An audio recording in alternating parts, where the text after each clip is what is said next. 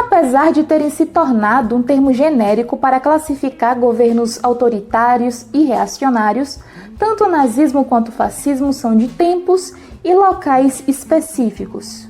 Com o fim da Primeira Guerra Mundial e o crash na Bolsa de Nova York, vários grupos políticos começaram a se mobilizar, se apropriando da crise econômica para justificar a quebra com esse liberalismo capitalista. Sobretudo na Europa, o sentimento de revanchismo, a rivalidade entre as nações, o desemprego e a crise econômica contribuíram para uma forte instabilidade política, auxiliando assim a escalada de governos autocráticos e totalitários. Após 1918, a Itália encontrava-se numa situação complicada, mesmo pertencendo ao bloco vitorioso da Primeira Guerra Mundial. Houve perdas humanas e materiais, além do orgulho nacional ferido nos campos de batalha e as ambições expansionistas que não foram plenamente atendidas. A estagnação econômica tornou fértil o terreno para a esquerda, com o fortalecimento do Partido Socialista e a fundação do Partido Comunista em 1921. Em contrapartida, é nesse terreno também que nasce o Partido Nacional Fascista, liderado por Benito Mussolini. O termo fascismo vem do italiano fascio, que significa feixe, simbolizando união. Na Roma Antiga, um símbolo associado ao poder dos magistrados.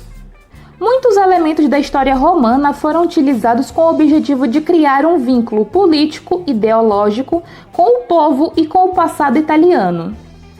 Rejeitando o socialismo, em 1922, o fascismo já contava com o apoio do grande capital e de setores da pequena burguesia que temia o avanço da esquerda.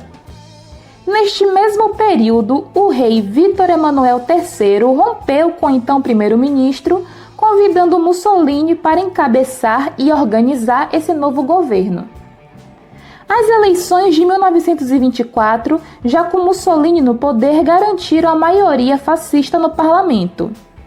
A oposição, atordoada e fragmentada, passou a sofrer perseguição por parte do Estado italiano e assim se instala o governo totalitário de Mussolini.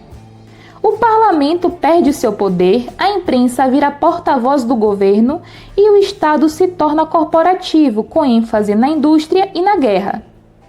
Na Alemanha, o cenário era ainda mais caótico. Em 1919, no pós-Primeira Guerra Mundial, foi instaurada a República de Weimar, baseada em um sistema de governo parlamentarista democrático, tendo um presidente, um chanceler e um parlamento chamado de Reichstag. A jovem República Alemã foi obrigada a aceitar a paz estabelecida pelo Tratado de Versalhes, que impunha à Alemanha severas punições, já que ela era considerada a única e principal responsável pela Primeira Guerra Mundial. A Alemanha passava por uma grande crise que refletia em vários setores sociais. Movimentos separatistas e tentativas de golpes contribuíram para o clima de instabilidade. O tímido processo de recuperação econômica foi afetado pela crise de 29 e foi nesse quadro de crise econômica e social que dois projetos políticos antagônicos dividiram a Alemanha. De um lado, temos o Partido Social Democrata e o Partido Comunista Alemão, e do outro, temos o Partido Nacional Socialista dos Trabalhadores Alemães, mais conhecido como Partido Nazista, que inclusive contava com o apoio da burguesia alemã. Os nazistas defendiam um Estado centralizado na figura de um líder, pregavam a superioridade alemã, com os arianos como uma raça superior, perseguindo judeus, comunistas, ciganos, deficientes físicos e cognitivos, homossexuais, dentre outros grupos.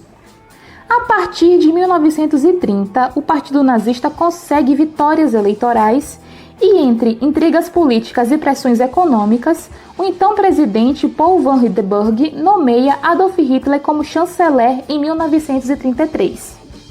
Esse foi o primeiro passo para o governo ditatorial de Adolf Hitler.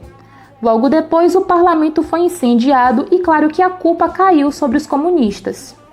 Após a morte de Hindenburg, em 1934, Hitler se torna também presidente da Alemanha, além de comandante supremo das Forças Armadas. Os partidos de oposição foram extintos, a imprensa passou a ser controlada pelo Estado alemão, que se tornou corporativo, investindo na indústria, sobretudo na indústria bélica.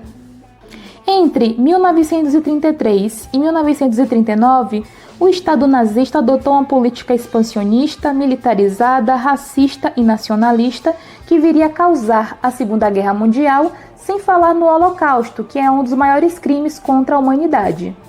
E enquanto tudo isso acontecia, as demais potências europeias comiam mosca na esperança do nazismo fazer frente ao socialismo russo.